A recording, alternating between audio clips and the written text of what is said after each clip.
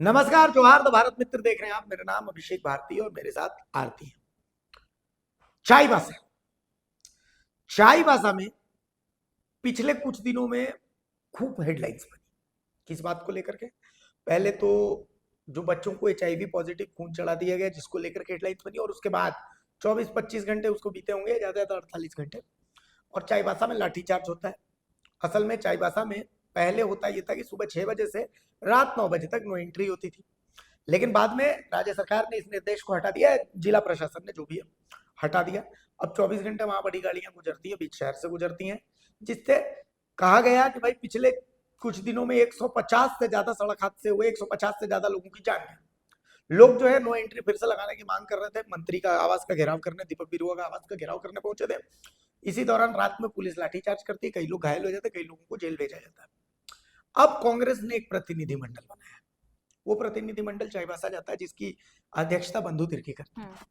वो प्रतिनिधिमंडल चाईबासा जाता है, निरीक्षण करता है, बातचीत करता है कि भाई वस्तु स्थिति क्या है, और वहां पर अघोषित रूप से जो कांग्रेस है वो राज्य सरकार पर उखड़ जाती है, और राज्य सरकार पर उखड़ जाती है। और वो बंधु तिर्की ने स्पष्ट कहा है कि भाई साहब, जिन लोगों पर केस हुआ है उनको बिना शर्त रिहा किया जाना चाहिए, बिना शर्त। भारतीय हम हमेशा से एक एनाकोंडा वाली खेल की बात करते हैं। हाँ, एनाकोंडा पहले लपेट के हड्डियां तोड़ता है उसके और बाद धीरे धीरे निकलता है। निकलता है। और ये एनाकोंडा वाला खेल, अभी एनाकोंडा कौन है ये समझ में नहीं आ रहा है। एनाकोंडा हेमंत सोरेन है, एनाकोंडा बंधु तिर्की, ये समझ में अभी तक नहीं आया। लेकिन आप समझिए, बंधु तिर्की रिम्स 2 को लेकर के भी विरोध करते हैं, और अब बंधु तिर्की चाईबासा भी जाते हैं, और चाईबासा में वो बहुत कड़क एकदम तल्ख बोलते हैं कि भाई बिना शर्त सबको रिहा किया जाना चाहिए। और गुबार निकालते हैं दीपक बिरुवा पे पूरा। मतलब इनडायरेक्टली वो दीपक बिरुवा पर निशाना होता है। हम्म तो कांग्रेस और जेएमएम, दो घटक दल हम्म गठबंधन के, और जेएमएम तो पहले से मुंह फुलाया हुआ। अब इसके बाद जेएमएम का क्या रिएक्शन रहता है, ये देखना है। हमने कुछ दिन पहले एक चर्चा की थी भारती की, क्या जेएमएम और कांग्रेस में कुछ चल रहा है। और ये चल रहा है अंदर खाने, क्या कुछ चल रहा है वो तो अलग है, लेकिन अब वो उसकी जो तपिश है ना, वो बाहर आने मैं लगी है, बताऊं, वो दिखने लगी है अंदर जी। खाने वही चल रहा है जो पति और पत्नी के बीच चलता है। आप अपने पति से लड़ती हैं? हाँ, कभी लड़ती हैं ना? कभी हाँ। बिल्कुल, मैं भी अपनी पत्नी से लड़ता हूँ। ये अधिकार होता है पति हम्म पत्नी का, ये हम्म म्यूचुअल अधिकार होता है। अब पति कौन है पत्नी कौन है, ये तो कांग्रेस और जेएमएम तय करना है। कुछ लोगों ने कहा कि गठबंधन टूटेगा। गठबंधन इसलिए नहीं टूटेगा कि दोनों एक दूसरे की जरूरत है। हम्म कांग्रेस जो अपने आप को देख रहा है कि भाई अब मतलब चंद राज्यों तक सिमट के रह गई है, हम्म तो वो कांग्रेस को पता है कि हेमंत के इशारे में यहाँ पर सत्ता में हूँ, हम्म और हेमंत को पता है कि मेरी राजनीति ही बीजेपी के खिलाफ है, हम्म तो मैं तो कांग्रेस के बिना कैसे। कैसे कर सकता हूँ। क्योंकि जो सत्ता होती है वो तो आंकड़ों का खेल है, हम्म और ये आंकड़ों के खेल में उसे कांग्रेस, हेमंत को कांग्रेस की जरूरत है। लेकिन अब बात आती है प्रभुत्व की, कि घर में चलेगी किसकी। मतलब जो बेटा है, वो बेटा को कौन पीटेगा पहले, पापा पीटेंगे कि मम्मी पीटेंगे, और यही चल रहा है अभी। लेकिन ये जो चाईबासा में जो अभी हुआ, वो उसने बहुत सारी चीजों को और क्लियर किया। मुझे लगता है कि जब चीजें सतह पर आने लगती हैं तो ऐसी ही चीजें ऐसे ही बाहर आती है चीजें। अब देखिए, अब सीधे तौर पर एक प्रतिनिधिमंडल का जाना और वहां पर डायरेक्ट ये कहना कि जो भी अरेस्टिंग हुई है उन्हें फौरन रिहा किया जाए। दूसरी तरफ इनडायरेक्टली दीपक बिरुवा पर निशाना साधना, ये सीधे सीधे तौर पर ये कहना है कि सरकार में दोनों तो पार्टी साझीदार है, लेकिन चलेगा सिक्का किसका चलने वाला है, ये जताने में दोनों एक दूसरे पर हावी हो रहे हैं। ये पहली दफा नहीं है कि ऐसा कुछ हुआ देखिए, हो। सरकार में 1 पॉइंट पावर सेंटर है, हाँ वो है हेमंत। हाँ मतलब आप इसको ऐसे समझिए कि ग्रामीण विकास विभाग में ट्रांसफर होना है तो वो भी सीएमओ से तय होगा, तय होगा। हाँ, कृषि विभाग में ट्रांसफर होना है तो वो भी सीएमओ से तय होगा, और जबकि ये स्वास्थ्य सारे विभाग मंत्रालय कांग्रेस के पास कांग्रेस के हैं। पास है, हाँ स्वास्थ्य विभाग में ट्रांसफर होना है तो वो भी सीएमओ से तय हाँ होगा। हाँ। और तो और टेंडर्स जो है, उन टेंडर्स के लिए भी जो प्रभुत्व चलता है, जो पैरवी चलती है, तो वो पैरवी सीएमओ से ही चलती है, ऐसा कहा जा रहा है। तो मंत्री अपने आप को फील कर रहे हैं फिर हम मंत्री क्यों। आप समझिए कि कांग्रेस के मंत्री की इतनी औकात फिलहाल झारखंड में नहीं है कि वो फोन कर दे एक सीईओ को कि फलाना आदमी जा रहा है, उसको आप अच्छे से एंटरटेन करके और उसका काम म्यूटेशन कर दीजिएगा या उसका जाति प्रमाण पत्र बनाना वो बना दीजिएगा 24 घंटे में। कांग्रेस के किसी मंत्री की इतनी औकात नहीं है। और मैं तो यहाँ तक बता दे रहा हूँ कि कांग्रेस के किसी मंत्री का फोन अगर एक रिंग में राज्य का सीईओ लेवल का अधिकारी या थाना प्रभारी लेवल का अधिकारी उठा ले तो मैं मान जाऊं।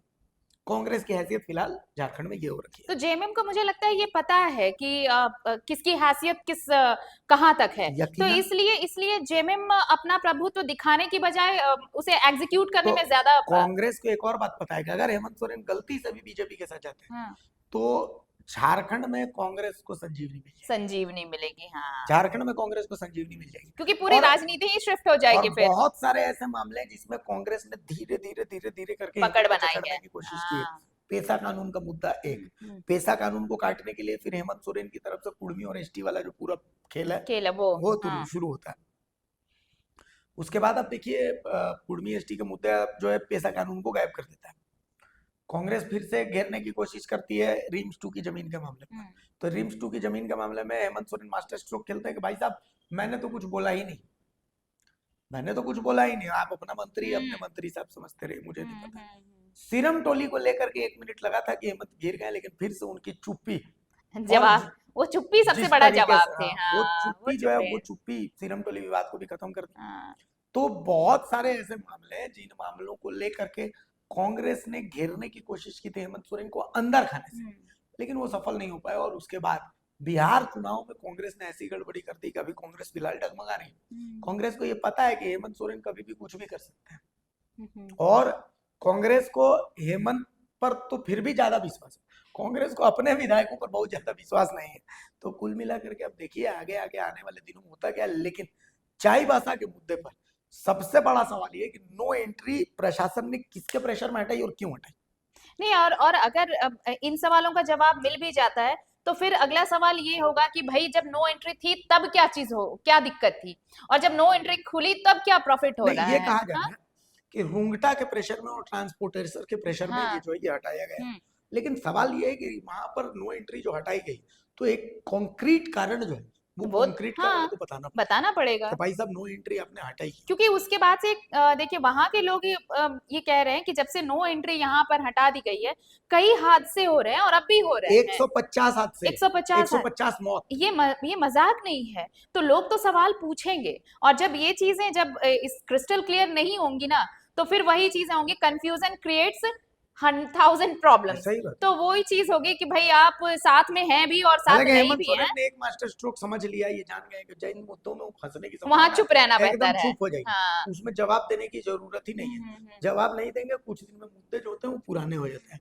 मतलब आज का अखबार जो होता है कल का रद्दी होता है। तो हेमंत सोरेन इस मुद्दे को समझ गए, तो इसीलिए वो बहुत तवज्जो आजकल जिन चीजों में वो फंसने की संभावना उसको देते हैं। जब मैं बोलूंगा ही नहीं इन मुद्दों पर, तो बाकी सूर्यकांता पर लोगों ने कितना बुलवाने की कोशिश की, कुछ नहीं कहा उन्होंने, उन्होंने और बोला अब ही लोग नहीं, भूल भी गए, कुछ नहीं अब कहा लोग भूल भी गए। उन्होंने। अमन साहू पर वो बोलते हैं लेकिन सूर्यकांता पर कहाँ बोला उन्होंने, कुछ भी नहीं बोला। और ऐसे बहुत सारे मुद्दे, सीरम टोली में उन्होंने सब कहा था कि चिल्लाते रह गए, हाँ, सरहुल तक समाधान हो जाए, उसके बाद आप चिल्लाते रहिए, उन्होंने समाधान कर दिया। जाइए और खत्म। रिम्स वाले पे भी देखिए ना कितने लोगों को याद है, उन्होंने कुछ बोला ही नहीं, कुछ बोला ही नहीं कुछ उन्होंने। नहीं बोला। तो ये सही है कि जहां उनको लगता है कि ये कॉम्प्लिकेटेड है वहां पर उनका साइलेंस सबसे बड़ा वेपन होता है, तो सबसे बिल्कुल। बड़ा हथियार तो होता है। चाईबासा के मामले में भी उन्होंने हाँ, साइलेंस धारण हाँ, कर लिया है कि जब मैं बोलूंगा ही नहीं तो अपना देख लीजिए। देख लीजिए, उन्होंने सुखराम उरांव से प्रेस कॉन्फ्रेंस करवाई, इसमें सूर्य आंसता वाले में हेमलाल मुर्मू से हेमलाल प्रेस मुर्मू कॉन्फ्रेंस, से, हाँ, खुद कहाँ बोले, कुछ भी कुछ भी नहीं बोले। प्रिंस 2 को लेकर के सुप्रियो भट्टाचार्य से प्रेस कॉन्फ्रेंस करवाई। तो कुल मिला करके हेमंत जो है वो राजनीति के मंजे वाले खिलाड़ी हो गए हैं। तो अब वही देखना है कि एनाकोंडा जो है वो कांग्रेस बनती है, हेमंत सोरेन बनते हैं। जेएमएम तो नहीं कहूंगा, हेमंत सोरेन बनते हैं, कौन किसको निकलेगा यही देखना। यही देखना। चलिए, नमस्कार, जोहार। जोहार।